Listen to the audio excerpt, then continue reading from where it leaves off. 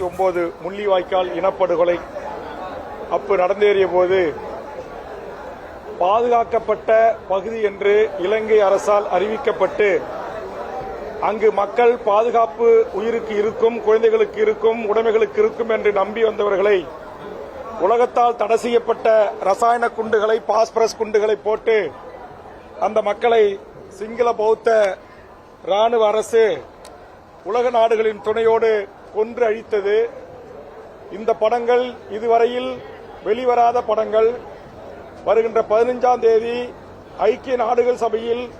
160 நாடுகளைச் சேர்ந்த மனித உரிமை செயல்பாட்டாளர்கள் ஒன்று கூடி புதிதாக கிடைத்திருக்கிற இன்னும் வெளியிடப்படாத ஆவணங்களுடன் சேர்ந்து இப்படி ஒரு மாபெரும் இனப்படுகொலை செய்த சிங்கள பௌத்த பேரினவாத அரசின் அதிபர் ராஜபக்சே, மகேந்திர ராஜபக்சே, பசில் ராஜபக்சே, கோத்தபய ராஜபக்சே, ராணுவ தளபதி பொன்சேகா உள்ளிட்ட அவர்கள் மீது மனித இன படுகொலைக்கு உரிய சர்வதேச நீதிமன்றத்தில் விசாரணை நடத்தி உச்சபட்ச தண்டனை பெற்றுத்தர வேண்டும் என்ற நோக்கோடு எமது தமிழீழ உறவுகளும், இலங்கை தீவில் இருக்கிற ஜனநாயக சக்திகளும்,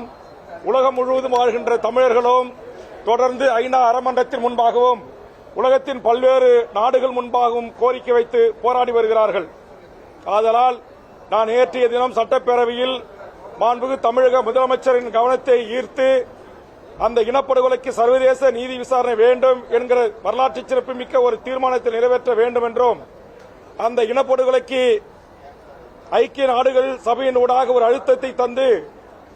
சர்வதேச நீதிமன்றத்தில் இந்த கொலை குற்றவாளிகளை நிறுத்தி, இனப்படுகொலைகளை நிறுத்தி உரிய தண்டனை பெற்றுத் தருவதற்குரிய இந்த தீர்மானம் இந்திய ஒன்றிய அரசின் ஊடாக நிறைவேற்றப்பட வேண்டும் என்று கோரிக்கை வைத்தேன். தொடர்ந்து